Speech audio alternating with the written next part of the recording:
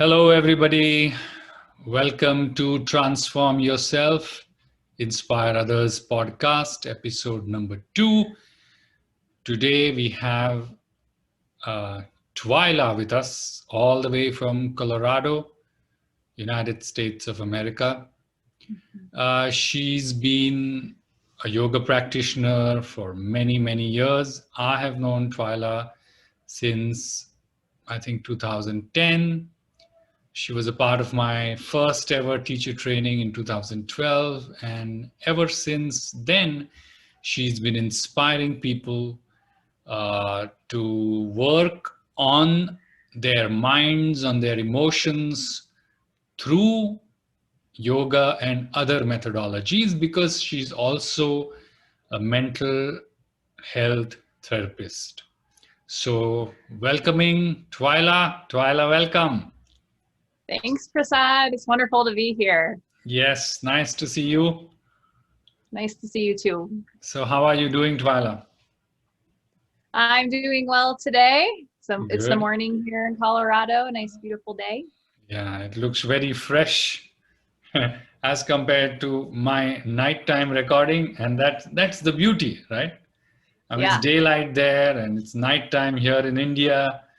And that's the beauty of technology. Sometimes I'm just marveling at how we can, all our faculties, faculty of sight, faculty of hearing, faculty of speech can go beyond our human capabilities through technology. So welcome, Yes. Twyla. And Thank you. you have inspired me a lot with how you work on yourself and your consistency and your sincerity.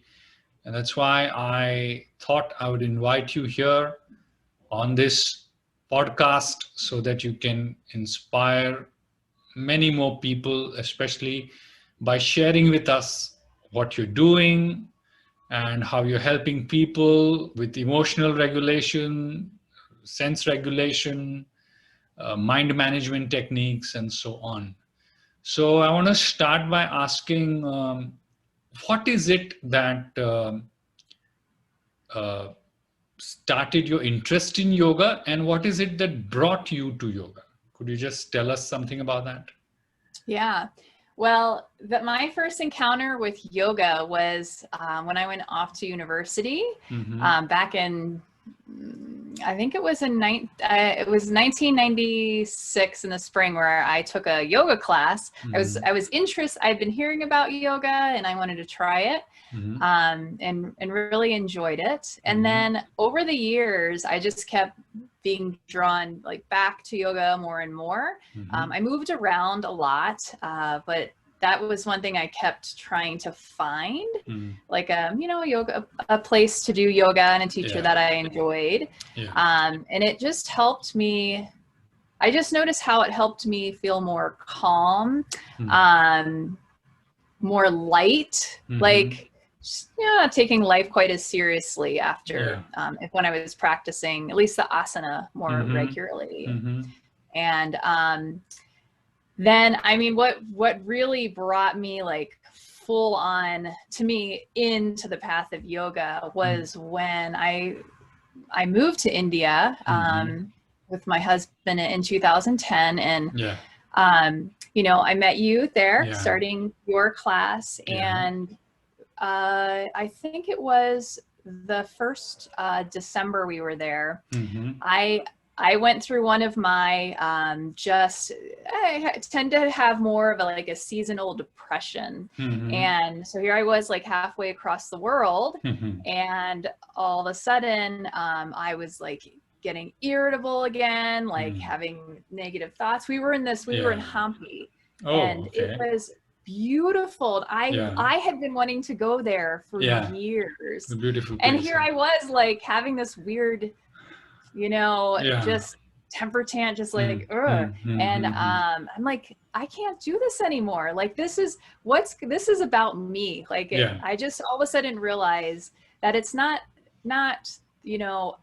external things. Here I am halfway across the world, and I brought this, it's here, it's me. And so what was very timely, actually, that must have been the 2nd December, because you pretty much, I feel like almost a month, within the month, had asked me to join the yoga teacher training. And as soon as, I mean, when you said that, my heart was like, yes, like I was like, that's exactly what I needed. So yeah. And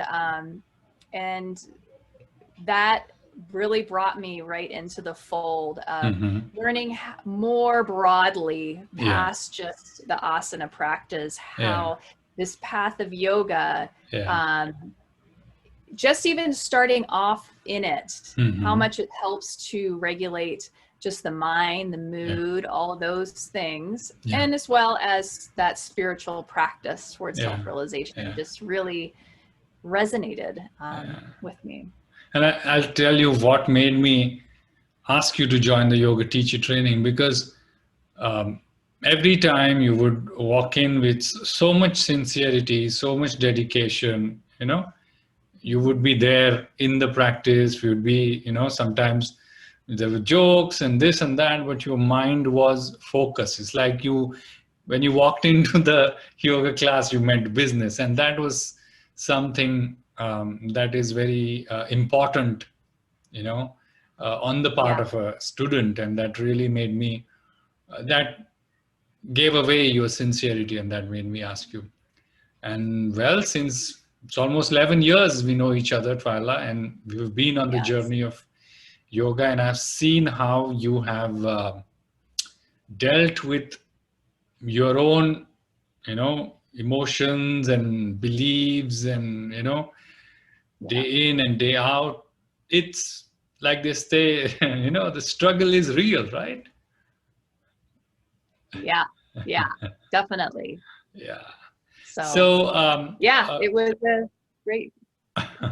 So tell us a little about how you, because you are a mental health counselor, right? You've been working in the field of mental health since how many years now?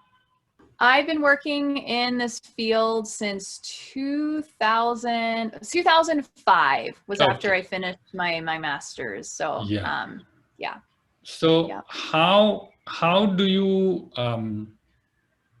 work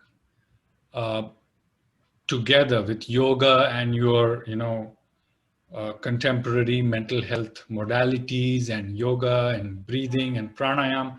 How do you really fuse them? Could you just give us an insight into that? Yeah.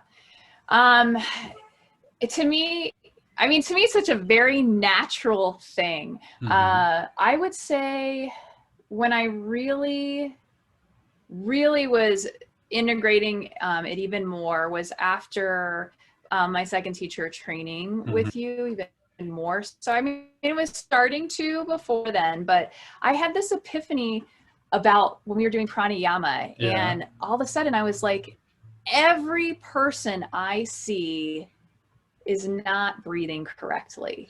And just that realizing for myself how much the practice of pranayama is just, it is that other side of the mind, and how profound it is by changing the breath and manipulating it can very quickly start to calm the mind and the nervous system. And it's a tool that's always with us. Like, you don't have to go anywhere. You don't have to spend money.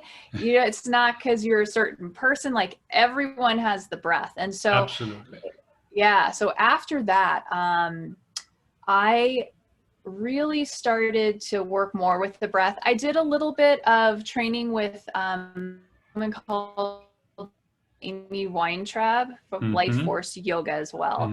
And she's been using yoga tools to help with herself and mood and other people, and teaching people. And so that really helped me to see even more how I could bring that into my clinical practice with people. And so at this point, I mean, I start every session off with just guiding people. I call it just coming into the space, which is awareness of body and breath sensations, doing some conscious breathing.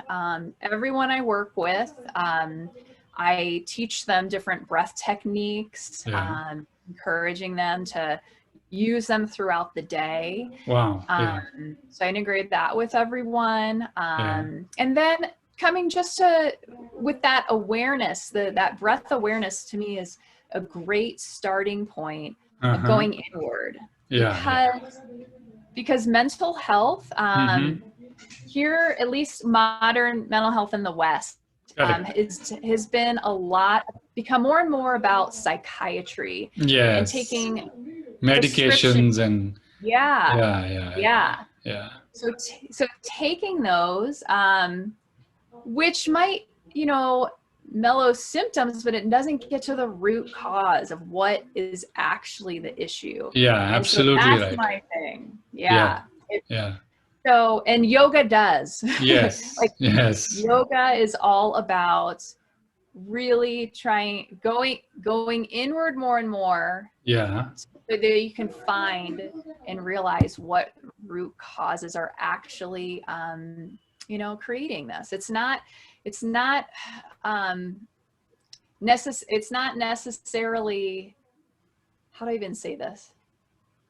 Even when we're having like symptoms like physically in our body, I've realized that the root cause still it's more in the mind, is going untreated, and it just blossoms out into many more issues. Fantastic. Can you just give us an example of maybe one of your clients or somebody who has really, used the methods of yoga and really seen the benefit, just for, some inspiration to all of us? Because as we know, we are going through a very difficult period of time, and there's a lot of mental health issues everywhere. So could you just touch upon like an example or two of people who've been consistently working with you with pranayama or with some mental health techniques that have really kind of changed for the better? Can you just give us a few examples? Certainly. There's a lot of them, but the one I'm thinking about here is it's an older woman who came to me about 1.5 years ago. She'd had a pretty highly distressing event happen in her life, which led to starting to drink alcohol, which had never been a problem for her before. And after doing some other initial treatment, she found me, and because I did things differently, and it resonated with her. And I guess the interesting thing is she's never done the yoga like asana practice, but was more drawn to the spiritual aspect of it. And so with her, over the 1.5 years, we've been doing a lot with breath work. Great. Giving her meditation, and she really enjoys japa meditation, the repetition. Nice. And using affirmation or sankalpa. We've done a lot with that increased self-awareness that she now during the day is just aware of her reactions more and more, and owning them. And noticing thought patterns. So she's able to remind herself, again, what's true and what's not, come back to her sankalpa.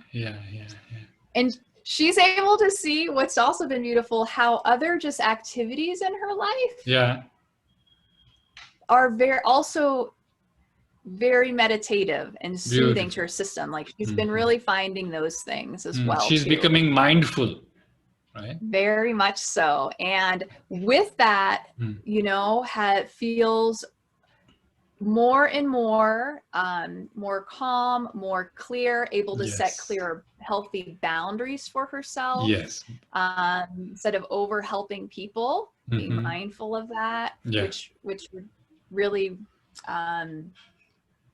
facilitates feeling more exhausted, which then leads to not feeling good, which then could lead to drinking. Absolutely. And she's just been doing really well with all of that. Fantastic. And continues to meet with me regularly for accountability.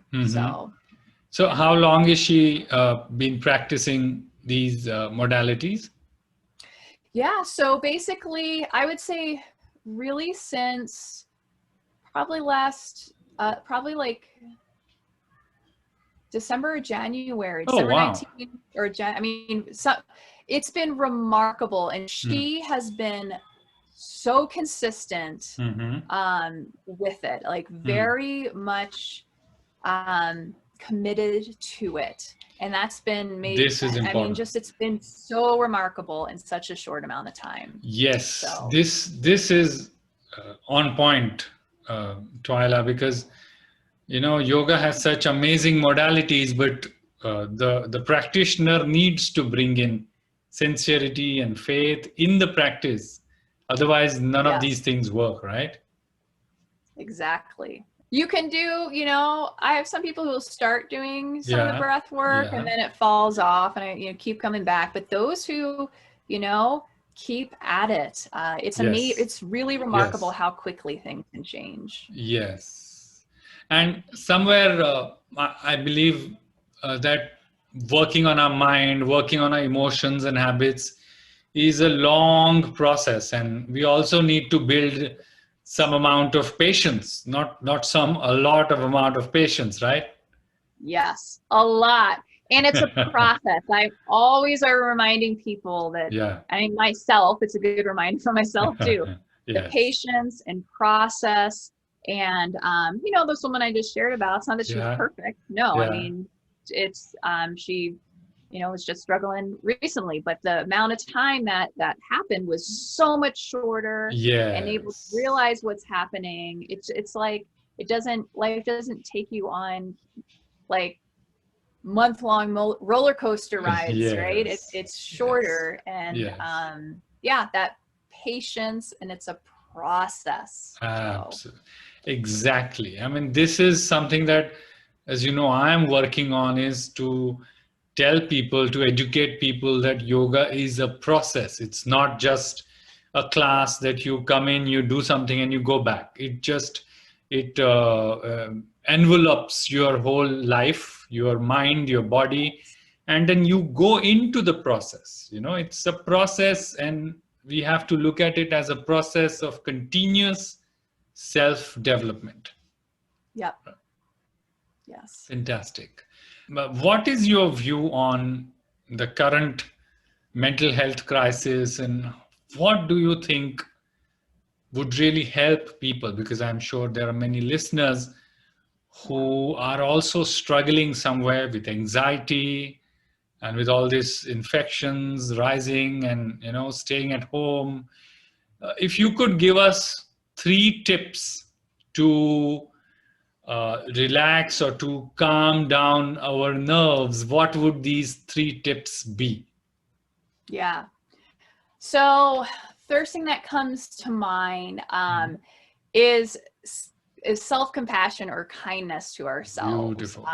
Huge, because yes, this is challenging. I mean, all of a sudden we have this, this pandemic, and for those of us that have had to been in isolation and lockdown for long periods of times, I mean, we're human beings, are social creatures. We're wired like that, right? Yeah. And so it is a challenging time. And so being kind, instead of that beating ourselves up for how we're reacting or, what's going on. It's like, no, be gentle and kind and meet ourselves where we're at. So that's a huge one. The second thing,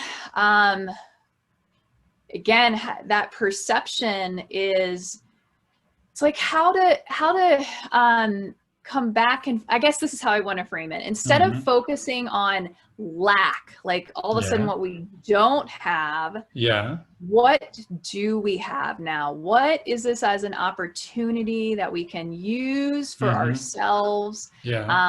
Remembering what we do have. It's because that's the thing. We've filled our lives with so many external things we think we need, their desires and all that, but really we don't need all of that. And so if you can come down more and more just to focusing on what we do have, that's a huge thing as well. And then in just with those two things, continuing to engage with things that lift you up. So practices like, again, I think breathing and meditation are huge resources, and this is a great time to start practicing that. And there's so many resources out there to help. And then also, like, I constantly talk to people about this, like, stop watching news all the time. I mean, I know here in the US too, just with the political scene too, that was it's been a whole nother layer. And I remember I've worked with one person in particularly. I'm like, stop it. Like, stop. It's a form of beating yourself up if it, when you're watching the news, if it starts to like send you in a frenetic frenzy, right? That's not healthy for your nervous system. And so finding, like, maybe tuning in for moments and then shutting it off. Just enough to get to know what's happening. That's it. Yes, exactly. I really feel like the news is a soap opera. Like, you can tune in once a week and the stories, migrated slightly. Absolutely. So, yeah.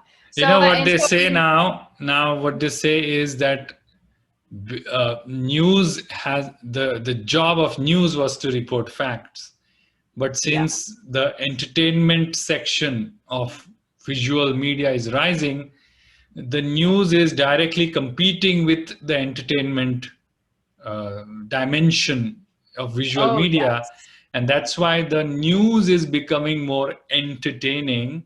And that's why you have these graphics coming in and this and that, just to keep the audience engaged, and people are really hooked. And somewhere, like you're saying, being continuously linked to that loop of what's happening, how many people died, oh, it's rising, oh, so many people, and now what is happening, again lockdown. It just keeps us in this nervous system activation, and that it doesn't come down. Yeah, not at all. So it's and that's the thing, it's become more of a story. And we do have the choice of what stories we want to engage and listen to. Absolutely. And so instead, finding stories and data that help to calm you and lift you up and feel more just motivated and uplifted. Like, I know the world isn't totally like that, but if we can be more in that space, then we can be in the world, and with the other stuff that's really challenging, more rooted and grounded, and it doesn't throw us everywhere. Absolutely. So, fantastic cues. And what would your top 3 methods of relaxation would be? Top 3 methods of relaxation. Yeah. And I'm thinking, like, just very simply, that's like, simpler the better. Access.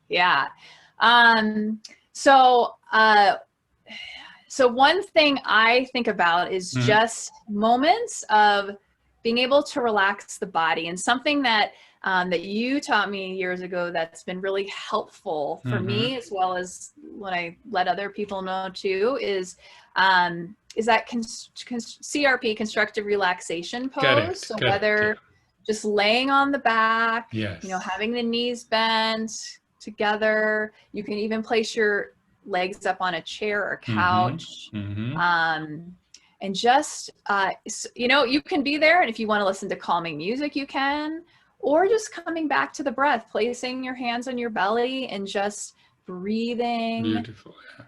in and out, lengthening. That to me is a wonderful practice.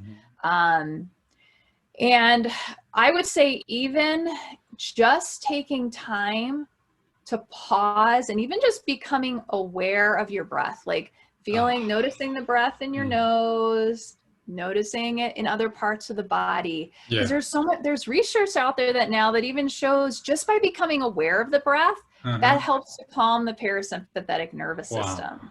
You don't even have to change what you're doing, but just even that starting to become aware helps with it, right? And then I guess the other thing I think about is if you're able to, like get outside, going somewhere where there's a little bit of nature and just sitting and like noticing things, whether it's just, if you have like a tree, like go and just be with it and watch it, not needing to like think about it or analyze it, but just noticing nature really gets us outside of ourselves, and broadening just that, broadening our view. So that's another tool. It's just that being mindful and aware just out in nature. So, I mean, even if I would throw out, even if you're in a city, I was thinking about one of your other students, Tarini, who had posted some pictures about, she had been looking at these trees and birds outside of her window and started documenting them.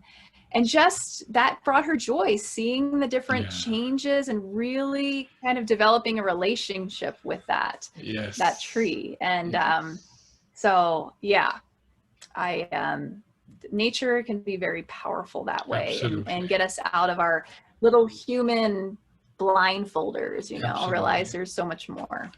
Yes. And somewhere I feel being in nature also brings us to the actual reality, not virtual reality, because, we are so screen bound now, and we are just dealing with shades of light and shades of codes, binaries, 1 and 0s, and programs that are feeding into our mind.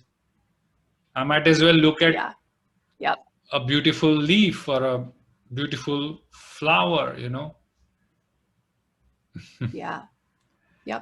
Fantastic. I somewhere feel everybody's life has become complicated, not because life is complicated, but because we have gotten involved in so many different things that life has become complicated, or we have made it complicated, and somewhere we are missing the simple things in life, Definitely. Like looking at the bird on the branch. Yes. And when I hear people tell me like, well, I don't have time to do that, I'm like, there's something else you have to let go of. Like you have got to take care of yourself and find time for yourself. Doesn't have to be long, but you've got to keep starting it, because otherwise we lose ourselves. And that's when we're thrown through these emotional craziness and moods that just take over. So absolutely fantastic. I think these 3 suggestions are really going to help a lot of people, and thanks so much. People like you, Twyla, have a lot of work now. To certain extent, people are losing their minds literally, and they are coming to you. So I can also empathize a lot with you, because, it's not just the doctors and nurses, but also mental health therapists like you who are really working to support the world, and even yoga teachers, even meditation teachers, So we are all, as they say, COVID warriors, may not be in the front line like doctors and nurses, but also at least in the second line to hold when people fall, mentally, emotionally. Mhm. So from all the viewers, I want to give a big up to Twyla for her work and for inspiring us with her life, her journey, her struggles. I know, Twyla, how much you have worked on your own emotions, on your beliefs, and it's really incredibly inspiring. So uh, thanks for joining us. Any last words of wisdom from Twyla to the world? I just want to say, like, my last words of wisdom are you are important and you deserve to take care of yourself. Beautiful. So, You are important and you deserve to take care of yourself. Fantastic. This could become an affirmation, no, for everybody. yes. Actually, everybody. Yes. Yes. Yep. Definitely. Wow. So, thank you so much, Prasad. Yes, thanks so much, Twyla. And I'm sure our listeners are going to ask for one more interview with you, and we will do that because it is very inspiring to hear not just from therapists like you, but how other people have worked on themselves and benefited, you know. As you Yes. said, as humans, we are social creatures. We inspire each other, and together as a fabric, you know, we have to grow and become more and more harmonious, right? Yes. So thank you, Thank Twyla. you. Thanks a lot once again, and bye. Take care. Thank you. Bye.